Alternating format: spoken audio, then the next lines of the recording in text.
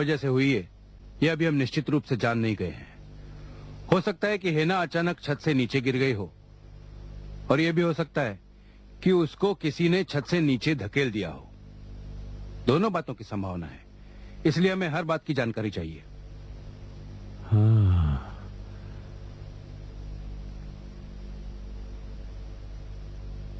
हिना के छत से धकेल दिए जाने की संभावना भी है। जी। कौन धकेल सकता है? ये तो तहकीकात के बाद ही पता चलेगा। हाँ। मैं कहाँ था? अगर ये जानना बहुत ही जरूरी है तो मैं आपको बताता हूं, लेकिन ये मामला मेरे जीवन का बहुत ही गुप्त और निजी मामला है। बात इधर उधर ना फैले तो अच्छा है। आप निश्चिंत रहिए, ये बात हम तक ही सीमित रहेगी। धन्यवाद। व्योमकेश बाबू, अच्छा हुआ कि आप भी यहीं पर हैं। मैं इस मामले में आपको अपने परिवार के हितों की रक्षा हेतु नियुक्त करना चाहूंगा। जी बहुत बहुत धन्यवाद। देखिए, मैं भी कोई दूध का धूला नहीं हूं, मुझ में भी कुछ खामियां हैं, और उनमें से एक बुराई यह है कि मुझे कीर्तन और गाने सुनने का बेहद शौक है। आपने कीर्तन गायिका सुकुमारी का नाम सुना होगा। वो अक्सर महफिलों और सभाओं में कीर्तन गाती है। करीब 10 साल पहले मुझे एक महफिल में उसका गाना सुनने का मौका मिला और मैं मुग्ध हो गया। मेरी घरेलू जिंदगी बहुत सुखमय नहीं थी, इसलिए शायद मैं उसकी ओर आकर्षित भी हो गया। काफी दिन तक यूं छुप कर आना जाना रहा, लेकिन मुझे उसके साथ एकांत नहीं मिला। उसके घर में अक्सर भीड़भाड़ लगी रहती थी, इसीलिए एक दिन नमस्ते जी। नमस्ते। नमस्ते।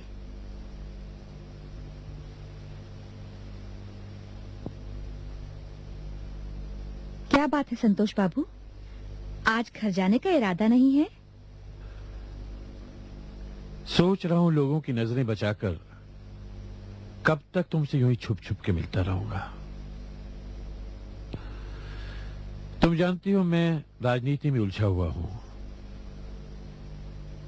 क्रांतिकारियों को पैसा भी दिया है, आजादी की लड़ाई में जेल भी गया हूं, पुलिस की लाठियां भी खाई हैं। इन्हीं सब कारणों से जितने मेरे मित्र हैं उतने ही शत्रु भी हैं। अगर किसी को जरा भी भनक पड़ गई कि मैं तुम्हारे यहां इतना अक्सर आता जाता हूं, तो बदनाम करने में जरा भी कसर नहीं उठा रखेंगे।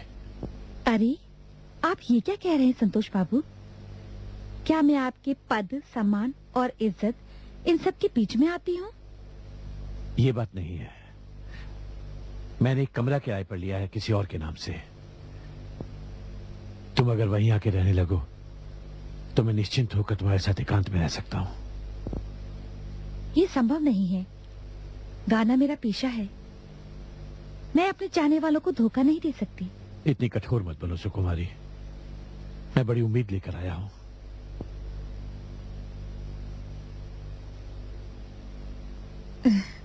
फिर एक काम करते हैं, मैं यहीं रहूंगी, यहीं से अपना काम करूंगी। सप्ताह में 2 दिन, शनिवार और रविवार, मैं आपके उस मकान में चली जाऊंगी। चलो ठीक है, यही सही है। पिछले 10 साल से यही सिलसिला चला आ रहा है। मैं हर शनिवार को ऑफिस का काम खत्म करके सीधा उसी मकान पर पहुंच जाता हूं और फिर सोमवार को सीधा वहीं से ऑफिस चला आता हूं। आज भी दोपहर बाद 3:30 बजे मैं वहां पहुंचा था और रात 8 बजे हिना की मौत की खबर सुनकर सीधा यहां चला आया। अच्छा, 1-2 सवाल और फिर हम यहाँ से चले जाएंगे।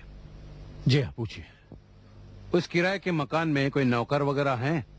जी नहीं, हमने जानबूझकर नहीं रखा। फिर वहां फोन क्यों रखा? मुझे जरूरत नहीं थी, लेकिन सुकुमारी को थी। डायरेक्टरी में भी उसका जिक्र नहीं है। अपने सेक्रेटरी रवि वर्मा को भी ये नंबर नहीं दिया था? जी नहीं। इस फोन के बारे में और किसको पता है? किसी को नहीं पता। और कुछ? अच्छा संतोष बाबू, आज के लिए इतना काफी है। जरा हिना का कमरा एक बार देखिए।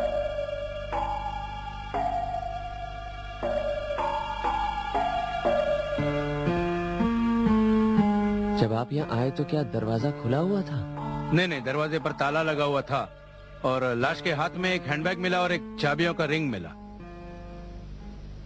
ये इसका मतलब है वो कमरे में ताला लगाकर ऊपर छत पर गई थी। हिना हमेशा अपने कमरे का ताला लगाकर ही बाहर जाती थी। क्या ये शुरू से ऐसा करती थी या किसी घटना के बाद? जी नहीं, शुरू से ही। इसमें तो 5 चाबियां हैं, तो बाकी 4?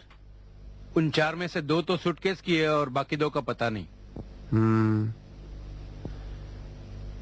एक पर नंबर 7 लिखा हुआ है, कुछ जानते हैं? ये चाबी उन्हीं में से है जिनका ताला नहीं मिल रहा है। कभी कभी ऐसा होता है ना कि ताला तो गुम हो जाता है लेकिन चाबी लगी रहती है। आप कुछ जानते हैं इसके बारे में? जी नहीं, मैं कुछ नहीं जानता। मैं इस कमरे में पहली बार आया हूँ।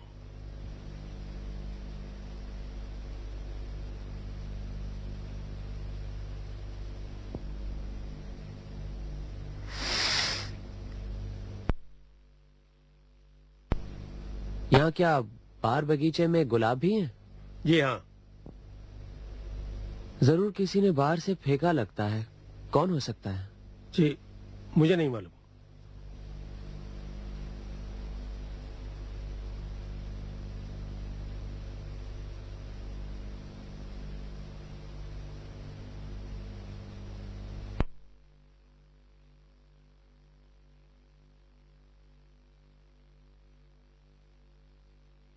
किसकी तस्वीर है? हिना की तस्वीर? हिना की नहीं है। ये तस्वीर काफी पुरानी है, देखो रंग पीला पड़ गया। इसमें जो औरत है वो करीब 24-25 साल, हाँ 24-25 साल की लगती है। दिखाओ जरा। मुझे तो लगता है हिना की माँ की है। पता लगता है हिना ने अपनी सुंदरता कहाँ से पाई। इंस्पेक्टर। हाँ जी। इस तस्वीर को अपने पास ही रखिएगा। जी।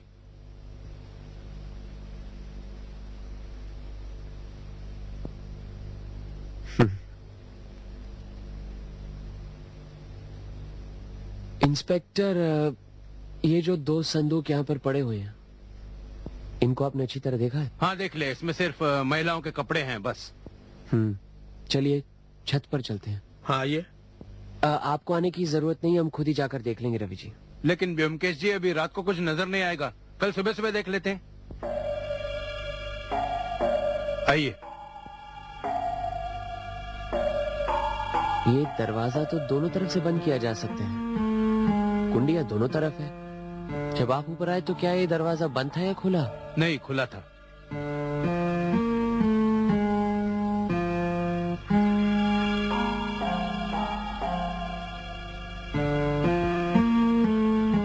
हिना कहाँ से गिरी?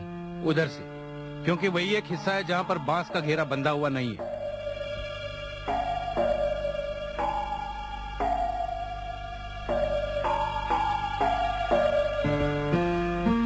इसका मतलब है कि हिना यहाँ से छत पर आती है, चप्पल उतारती है, चटाई पर बैठती है, फिर करीब 10-15 फुट तक वहां तक जाती है और नीचे झांकती है। ये जो इस तरफ की ये जो सारी मुंडेर है ना, इसकी ऊंचाई लगभग 4 फीट तो होगी। हिना की ऊंचाई क्या थी? करीब करीब 5 फुट 3 इंच। फिर भी गिरना असंभव नहीं है।